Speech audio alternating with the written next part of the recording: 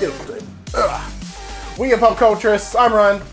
I've been making very awkward eye contact with the camera for a long time. I'm Josh. This is PopC TV, and these are our lab reports, the collected news from this week in pop culture. Yeah, they live on these things. We don't know. We don't know.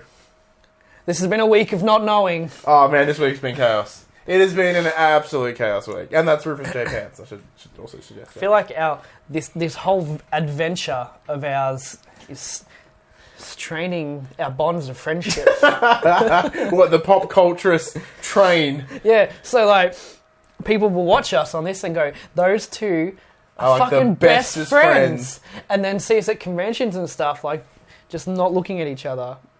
And we do it just like...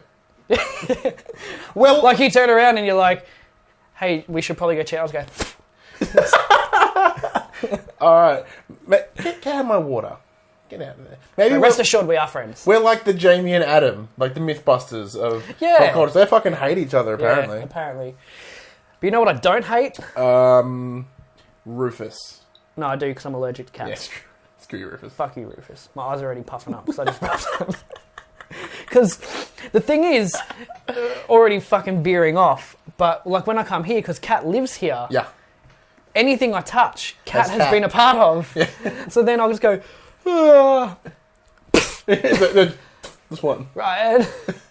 Let's go to the show. Where's the show? Lego. Yes. Store coming to Australia. Yeah, huge. Finally. You can see a lab report about it on popculturits.com, written by Mike. That's the thing. There's critiqued by him quite heavily. There's many lab reports that exist on the pop culture's world, I guess. Starting to... Yeah, we're starting to churn them. We're starting to get them out on the website as well. So we'll just pick a handful of them here and we talk about them here. So not all of them are going to be done. But one that really took Josh's interest... As if you didn't take your interest as well. It took my interest too. Is the Lego one. So we're getting... Why does it work? Why does it get you all on the inside? A little bit of info. We're getting one store for now, located at Dreamworld, but it's not in Dreamworld. It's being built outside of Dreamworld, but accessible from the inside or outside of Dreamworld. Awesome. Right? So if you're a VIP member to Dreamworld, which is like the yearly deal, whatever it costs, there's exclusive things that you can get. I believe they mentioned possible discounts if you're a Dreamworld member. They'll have exclusive sets only there. They'll have special events like build-a-thons and stuff. It sounds fucking awesome. See, what I'm really hoping though is because currently the best and only places to get cat hair, is Ryan's house. It's my house. To get Lego is Kmart and like Target. Yeah, and the shit thing about that, really small toy Kmart, shops. Target, Big W, but they all range different things. Yeah. They don't have, like, I think Kmart gets Marvel, where Big W gets DC. And it's fucking annoying because nowhere in Geelong, where we live, are those three stores quickly accessible to each other. Mainly because of Big W just being the centre of town. So I'm hoping that this does really well, which it obviously will. Yeah. And it starts to spread across Australia, because could you imagine having this in Melbourne? Oh man! Like we time it, so we go pick up our standing order in Melbourne Comics, and we take a wander down the street. There's a Lego event on, and we do that too. A best friend day trip. Yeah. See, what I hope though is they can get some older stuff back in, because once it's gone from the shelves of Target, once it's gone from the shelves of Kmart, like you're never going to see it again. You can get a lot. I want a Batmobile. I want a Lego Batmobile. You can get a lot online. There's like Bricklink and a lot of other sites where you can get older stuff from, but it costs a lot. And our shipping to here is just a joke. Yeah. You know, it's not a joke, but it's kind of a joke. Well, it's not really a joke. It's pretty funny in a way. It's funny, but it's also like beautifully horrifying. Yeah. Is our first lab report. Number 1. Uncharted 4, A Thief's End, has had us run in with, to quote Ryan, because I have to, because it's his article, well, thieves. Sony President Shuhei Yoshida, via the PlayStation blog, stated that an undisclosed number of copies were stolen while in transit in the UK. Because that's what they do over there. Sony has launched a criminal investigation and will be working... Sorry to our UK fans if there are any. We're Australian. Okay, we come from a line of just pure convicts. So I think we can say whatever we want. Screw the motherland. Yoshida, Sony has launched a criminal investigation and will be working alongside the police. Yoshida adds that the fans will need to be cautious over the coming weeks as details in the latest Naughty Dog franchise are sure to leak. There's an add-on for your web browsers you can get. I think it's called No Spoilers, where you type in keywords and it stops any content showing on your browser. So you type Uncharted, 4, Drake, Sullivan, all the buzz... Nate Drake, Nathan Drake. Yeah, Nate. N Drake. No! Yeah, Drake, no! Oh my god! In a quote, as with Naughty Dog games, the unfolding story is such an integral part of the experience, and for this reason, we wanted to warn you to be aware of the potential for spoilers to be posted by people who are dicks, that part's not in the quote, with access to stolen copies of the game. While Yoshida states that only a few have entered circulation, Eurogamer has spoken with an eBay seller who claims that the HM Revenue and Customs, HMRC, the UK government arm responsible for tax collection, has seized some 10,000 copies. The same seller goes on to claim that the HMRC is now selling those copies. On eBay, copies of the game were sold for upwards of $172 Australian. Video Gamer has previously reported that at least one person had secured a copy via the UK retailer CEX. In the US, many gamers have received emails from Amazon stating the games would be shipped on the previous release date of April 26. Amazon has since responded advising the emails were incorrect and customers will not be receiving their copies until May 10. Oh man, when the second I read, I saw like the news reports and stuff for like Uncharted being sent out early. I'm like, Broke Street Day. I'm like, can this please be a global street date break? Because I want it. Well, the thing is, though, because of the particular version of it we've opted to buy, they probably wouldn't have it now anyway. That's true. Because we are the Libertalia. We are collectively throwing $400 at Naughty Dog. Big fan of Uncharted. And the statue's going to go right there. Yeah, it's the reason to live. And it's probably going to get knocked. That's why it's going to be Ryan's statue there, and mine's going to be at home safely. Why we're buying two of them.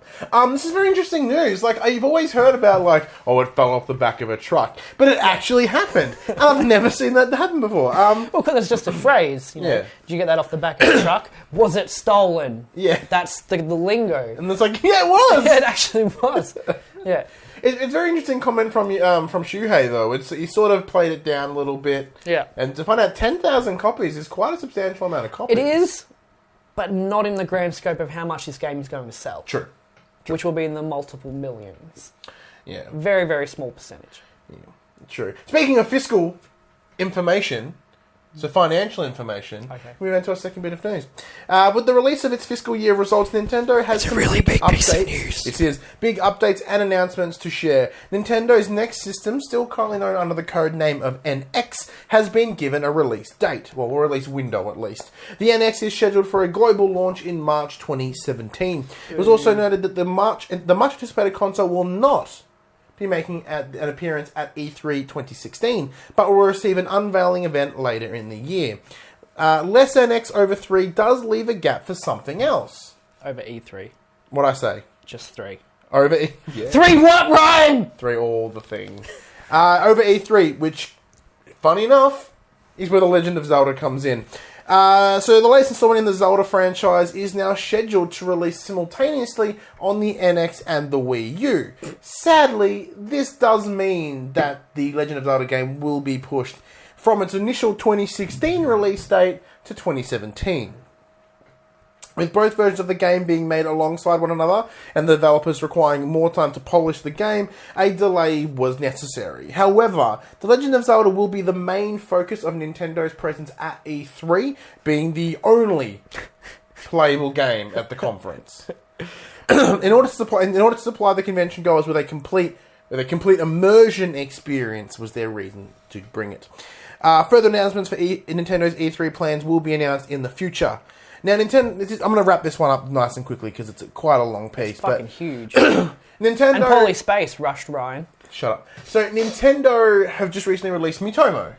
Yes. Which is their little social app for Nintendo products. So, they've realised that the app market's going to be huge. Let's bring out some app-centric games with some quite powerful IPs. They're going to have Animal Crossing, which you've recommended very highly to me. and Fire Emblem, which is something that's just also recommend very highly to you. Huge, really. Yeah. All right, cool. Fuck you. So, what's your stance? Like, them coming to the apps, the App Store, you're not going to be... They shouldn't do it. You're not going to pick it up? Okay. Add to it. I feel like if they... Like, Animal Crossing and Fire Emblem, I'm not going to say they're underappreciated games because they get the respect they deserve. But that respect comes from being incredible games. And I don't see how having it on mobile can pay proper dividends to the way those games should be represented. Yeah. And true, if they have it set up as a quote-unquote companion game or a companion app... It's risky. They never work. Like, no, they don't. I got really excited for the Fallout Pip-Boy app. Used it twice. And then use it again. Yeah, I used it once. I'm like, it's cool. Look, I'm doing it on my phone. And it's I'm getting shot. This is actually really inconvenient. Yeah. It seems every year, Nintendo, well, every big release of console, whatever they're trying to do, they try to mix it up to refine their niche. And they're not finding it. The short answer is that Nintendo is struggling a little bit recently. With the Wii U did not do, which is common knowledge at this point, the Wii U did not do what they expected. They are at a 61% loss of profit per year on year. And the only reason they're still afloat is because their first-party titles are so strong. But they're not. They're strong, but they're not coming out at a frequency enough to support them. No, An example, the PlayStation Store. Just the PlayStation Store has actually earned more money than the entire value of Nintendo in the last 12 months. That's actually really impressive. As an example. So, it's very interesting, because they do have their key franchises, but some are coming out really strong, but some aren't. Look at Star Fox, for example. This was supposed to be a massive release, and everyone was like, oh... And it was meh, apparently. And it's come out, it's very average, or and the flagship Nintendo franchise, other than Pokemon and Mario, Zelda, is now being been pushed back. And people were thinking that may be the saving grace of the Wii U. It's not going to be, because now the Wii U version is the less optimal version. What? But see, this is very interesting, because console sales always slow as the release of a new version comes up. So, now that we have a time frame for the NX, people are going to start banking their money. They're not going to go out and buy a Wii U. They're going to be like, I'm going to put this aside for my NX by announcing this now and delaying Zelda, they've buried their own console. Wii U sales are going to stop. Why would you get one now? When you have to wait 10 months. Yeah. To get the new one. But they're going to have to come out really fucking strong with this, because if the Wii is anything to go by, most people, unless you're already a die-hard Nintendo fan, are like, meh, on Nintendo consoles now. Especially with PlayStation and Xbox just getting cheaper and cheaper. See, if you were to look at a graph of Nintendo console, it was, how many units they've sold, how much money they've made, it goes dun dun dun dun dun dun, Wii, dun. Yeah. So the Wii was just this weird phenomenon. It was new, right? And it had the new tech that we hadn't seen before. The PlayStation and Microsoft versions didn't come out until after the Wii, because they were like, hey, Wii's onto something. They did as a response. And then the Microsoft and Sony one sucked. We just did it because better. Because the development time that was required, by the time it came out, everyone was bored of Waggle. But it's... I'm worried for Nintendo. The way I see it going now, right? Bear with, this is maybe a little too out there, but after the NX, if it performs how the Wii U has performed, Nintendo are going to end up... We need to wash these glasses. There's nothing but crap. Ugh, it tastes like dust. It's because Cat put its face in it. Nintendo are going to end up just publishing games and not having a console. And they're going to have to sell their first-party titles off to Sony and Microsoft. I don't see that happening. I see them maybe porting them to portable devices, because the 3DS and whatnot is still doing gangbusters. An example is number 3. Good work. I was going to tie it in a different way, but that works too. In the same fiscal report that Ryan didn't end up talking about, kind of sorta, it was announced that the re-release for Pokemon on the Virtual Console has sold over 1.5 million units worldwide. Now, the original time you sent that to me, you wrote 15 million. Did I really? Yeah, that's why I was like, they made so much fucking money off this. It's not nearly as much as that. Did I not put a decimal inside? I don't think so. Anyway, the sales numbers for Pokemon Red, Blue, Green, which was only available in Japan, and Yellow was shared by Nintendo President Tatsumi Kishima at the company's financial results meeting yesterday. Kimishima told investors that more than half of sales came from the American market. The number excludes digital copies included as part of hardware bundles when the games launched this past February. For a game that came out 20 years ago, this is fascinating. I'm just going to work out how much money that's potentially made them. At an average of... It'd work out to be about $12.50. Yeah. Because we paid 15, but it's 10 in America. Yeah. So we'll go that. Times 1.5 million. Go zeros. That's it, yep. $18,750,000 from a digital 20-year-old game. No manufacturing costs, no shipping costs, no production costs, just the cost of whatever team it took to port it, which I don't imagine was difficult because it's Virtual Console. It's a very nothing but profit. Basic game to bring over. But like a lot of that money could, in theory, you'd be reinvested into Sun and Moon and make Sun and Moon a big beast of a game. Now, mind you, that game's probably pretty much done with its release date in October, but... And they've got Pokemon Go coming as well. True. Nintendo have exciting things, just not exciting things to play. Not exciting things to play them on. It's just not... They have exciting things, but it's future planning. There's nothing happening now. But it always with Nintendo seems to be future planning. Maybe they need to make that quick jerk decision to do it now. Do what? Like, to be like, well, we need to release some stuff now. But I guess it's where they're going with the apps. But in terms of quick, reasonably unrational decisions, comes from number 4, which in a surprising move, 20th Century Fox has withdrawn from appearing at this July's San Diego Comic-Con. The studio is expected to promote the Assassin's Creed movie there, but they are said to be concerned of any footage screened in Hall H would then leak online, which happened to X-Men last year. Dylan, can you please change the picture? Fox. No, he's not on Tinder. Okay, good. Probably talking to a chick he met on Tinder. Fox reportedly, quote, feels it cannot prevent the piracy of custom trailers and exclusive footage routinely screened for fans in attendance. An individual familiar with the decision told The Wrap. The studio will be accounted for in smaller events, like their DreamWorks animation collaboration Trolls. A second individual close to the studio told The Wrap, who added the footage they would show would be unfinished and far from release. In recent months, the Assassin's Creed movie and Colonel have been promoting a chance for a fan to win a trip to San Diego Comic-Con, which suggested the Ubisoft game to film was going to have a presence. The Wrap adds that Disney may also be thinking of skipping this year's Comic-Con, but that isn't confirmed. However, between Star Wars Celebration and Disney's own D23 Expo next summer, the studio does have other avenues to release its content. I get it on Fox's part, and it's sad that it's come to that. It is, because the problem is, everyone has a camera in their pocket. Yes. Like, we're recording this on an iPhone.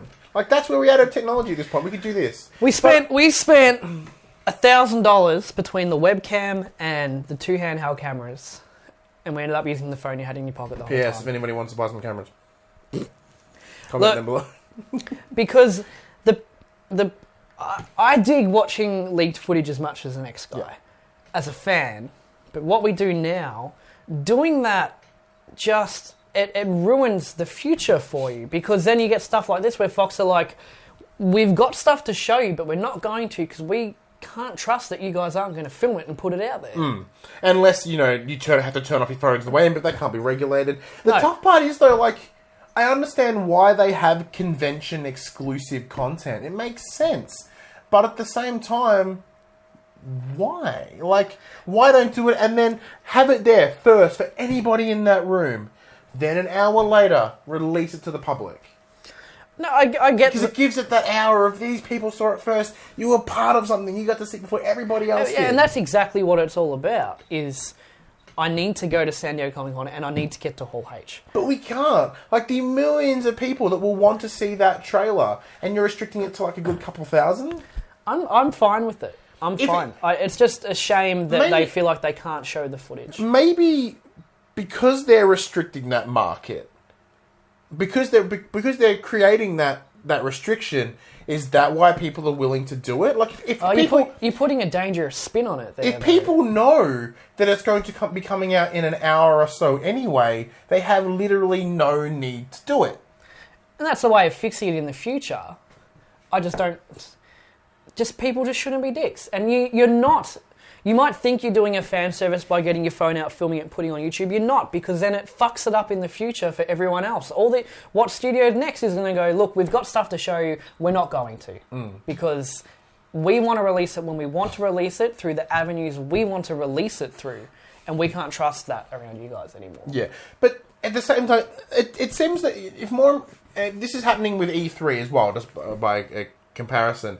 All these studios that are pulling out of going to conventions simply because they're not needed, and there's so many conventions now. An example, Disney now has 2 avenues that they can release Disney specific content, whether it be D23 or Star Wars Celebration. Like, they have an entire Star Wars convention. And the advantage of that is that, when it's your event, all the attention is on you. You can do whatever you want. You can do whatever you want for as long as you want.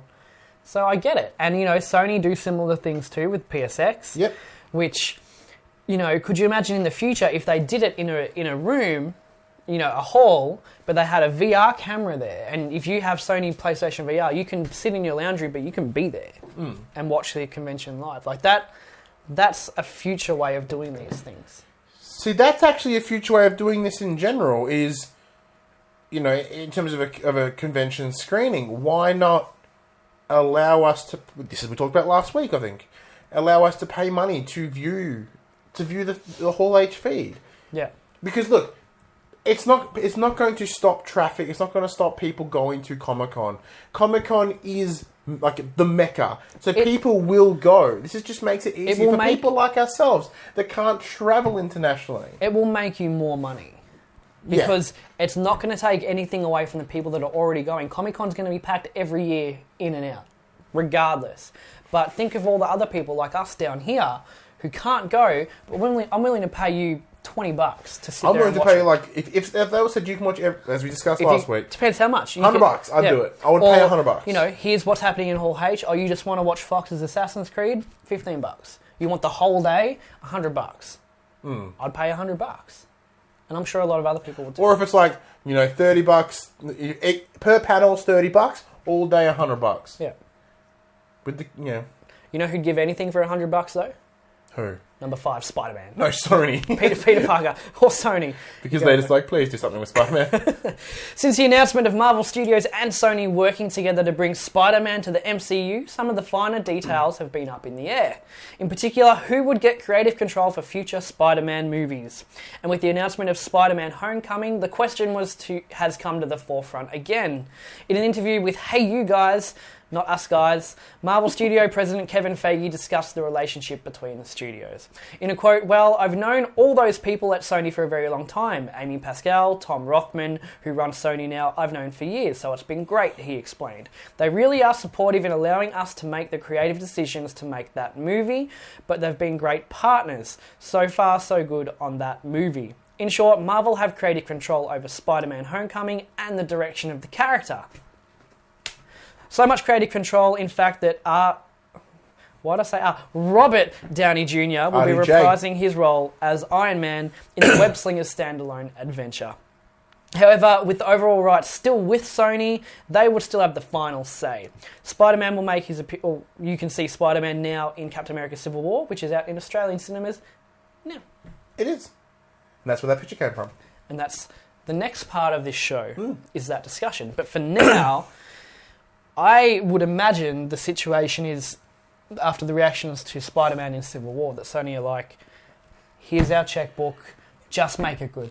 See, but it Sony would be interesting. They have to swallow their pride with this. See, what this does do, though, as I just kind of, like, I need to do a snort, but because I'm claggy, I'm under in the water because it's full of dust and shit. Got it. So what this does, it creates opportunity.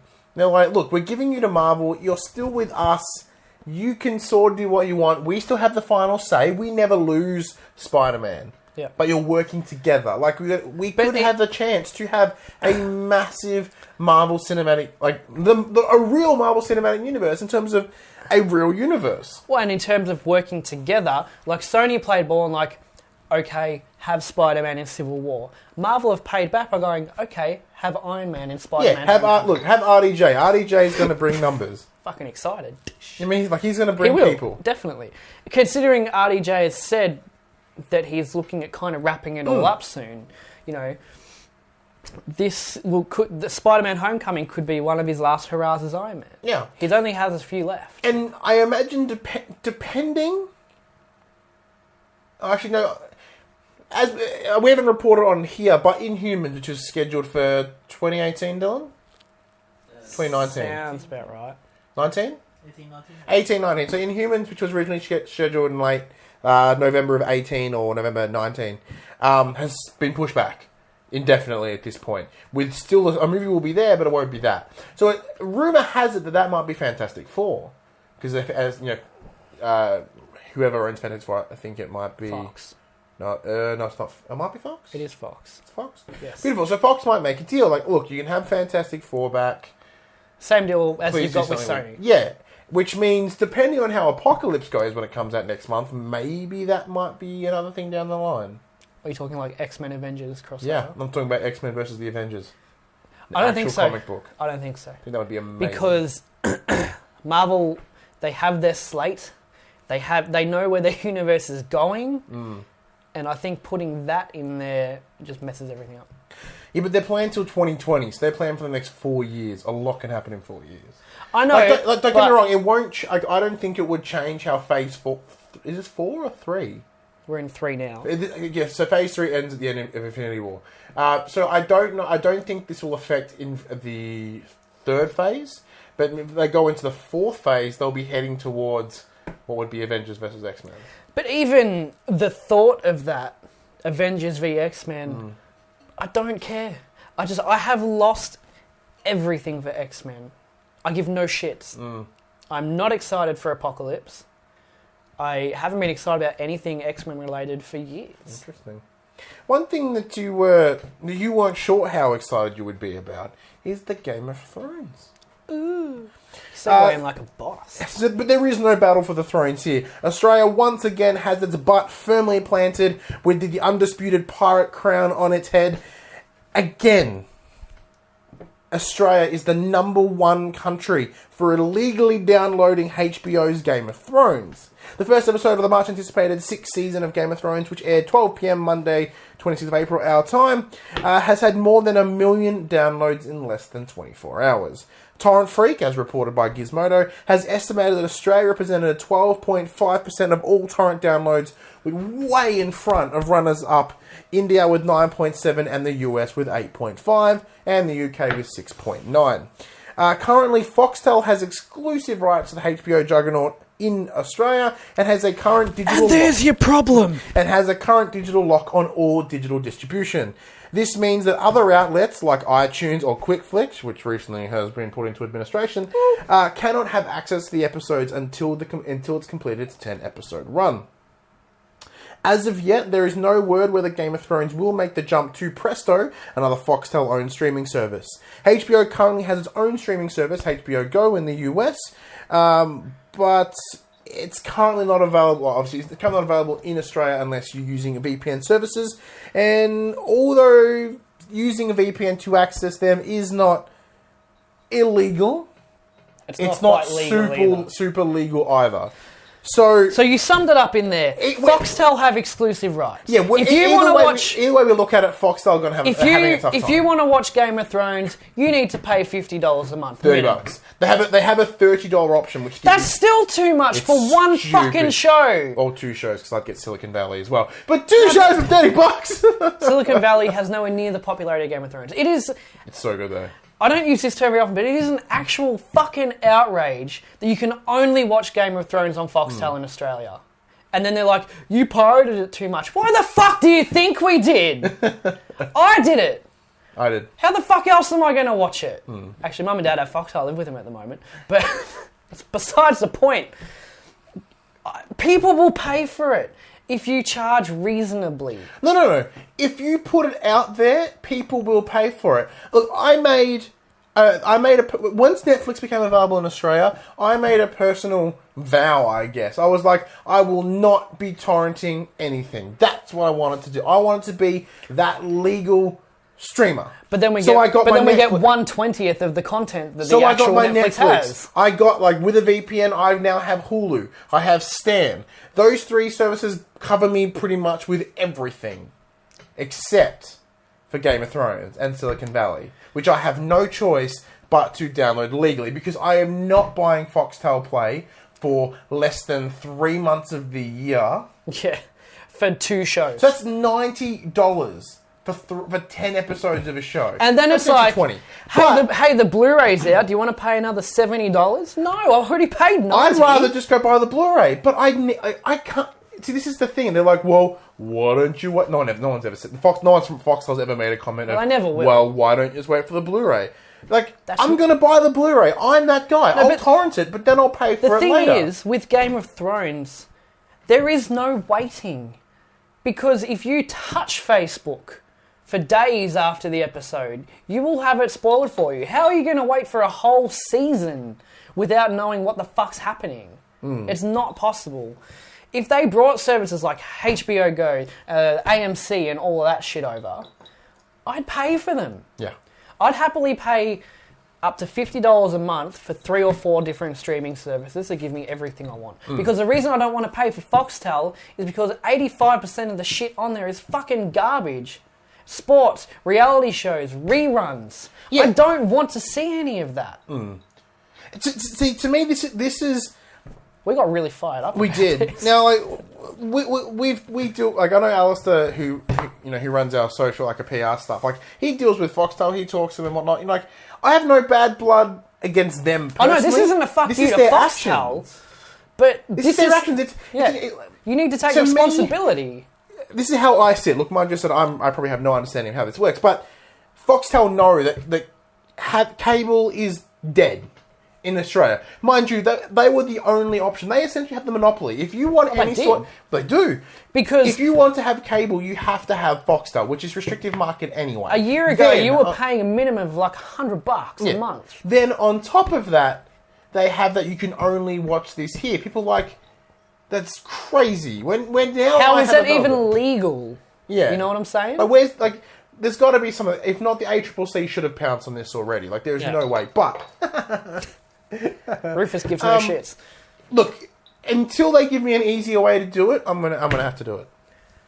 Yeah, you can't have a monopoly on a TV show, charge a stupid amount of money for content nobody wants to see, and then whinge about how much we torrent it. Netflix has proven that people will pay for this stuff if it's reasonably priced and fair. Even if they were to make every episode $10 on iTunes, I wouldn't. $10 seems excessive because it is.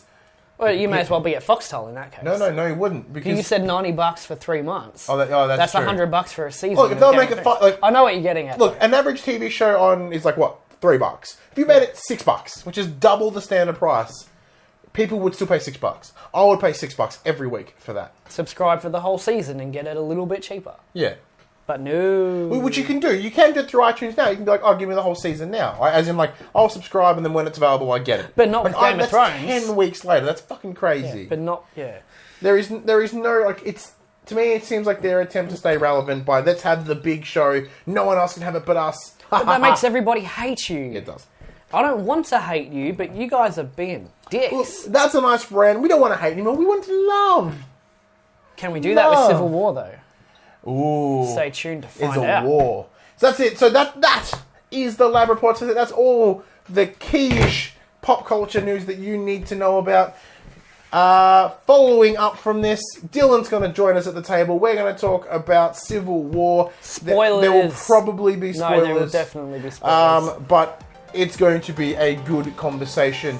So be sure to like, subscribe, comment below, get us in the discussion. Facebook, Twitter, social medias, everything is in the description below. No one ever looks there, but it's all there. Well, now that you've said it, people might look for it. Maybe they will. Until next time, I'm Ryan. Josh. We've been PopCulturists, and we're out.